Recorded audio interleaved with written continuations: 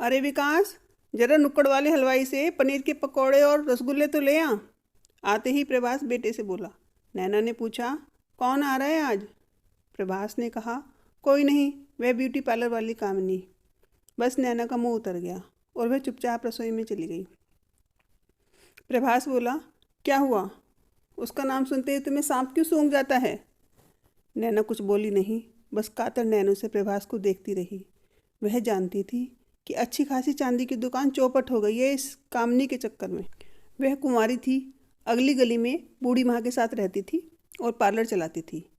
नैना को किसी से यह भी पता चला था कि कामिनी ने प्रभास से 50,000 रुपये ले रखे हैं। नैना तो खर्चे से परेशान थी, बच्चों की फीस भी जमा करानी थी, घर चलाना मुश्किल हो रहा था। नैना ने दुकान के बारे में प्रभास से हिम्मत करके पूछा तो प्रभास ने कहा, आजकल कौन खरीदता है चांदी की चीज़ें? वह तो भला हो कामनी जी का, उनके पार्लर की कमाई से ही हमारे घर का खर्चा चल रहा है। अगर मैंने उन्हें कुछ पैसे दे भी दिए तो तुम्हें क्या दिक्कत है? रहना हो तो रहो, वरना अपने घर चली जाओ। कामनी प्रभास से खूब हंस बोल कर बातें करती थी और बीच बीच में भैया कहने का दिखावा भी करती। अब नैना की समझ में सारा माजरा आ चुका था। वही हुआ जिसका अंदेशा था। नैना पति की बेइज्जती ना हो इसलिए सदा चुप रही। आज बात यहाँ तक बढ़ गई कि उसका घर में रहना दूभर हो गया। वह बेबस पंछी की तरह फड़फड़ा कर रह गई। परंतु क्या करे? बच्चों के साथ कहाँ जाए? किसके आगे डिंडोरा पीटे? यह सब उसकी समझ से बाहर था। मरती क्या न करती, जैसी हालत हो गई थी उसकी। समझ नहीं आता कि क्या करे क्या ना करे।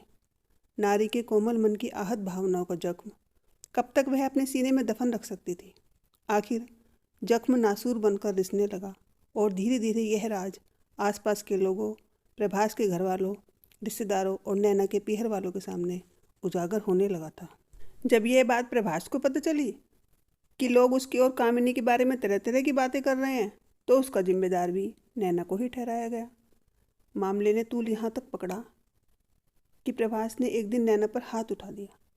जब बात बर्दाश्त से बाहर हो गई तो उसे पीहर जाना पड़ा।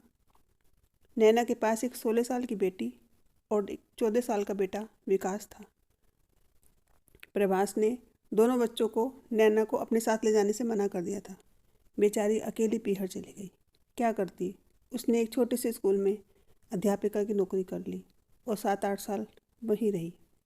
सब पीहर वाले कहते रहे, चलो तलाक की कार्यवाही कर देते हैं, तलाक का काम निपटने के बाद तुम्हारी दूसरी शादी की तैयारी करते हैं। लेकिन नैना नहीं मानी। उसने कहा, जब मेरे बच्चे 8-10 साल में बड़े हो जाएंगे तब देखी जाएगी। और हुआ भी यही। उसके दोनों बच्चों ने बीटेक करके दूसरे शहर में एक जॉब देख ली थी और नैना को भी उन्होंने अपने पास ही रख लिया। अब नैना खुश थी। वह दिन भर अपने बच्चों का काम करती और सुकून की ज़िंदगी बिताने लगी।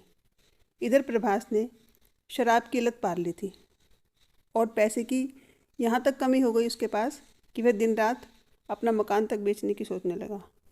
और अब तो कामनी ने भी उसका पैसा धीरे धीरे अपनी तरफ करके उसको तूल देना बंद कर दिया था।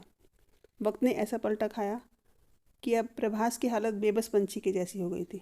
बच्चे उससे बात तक नहीं करना चाहते थे। किसी से कहता भी तो क्या? सच ही कहा है किसी ने, वक्त सदा एक सा नहीं रहता। एक दिन खुद भी बदलता है और अच्छे अच्छों को बदल देता है।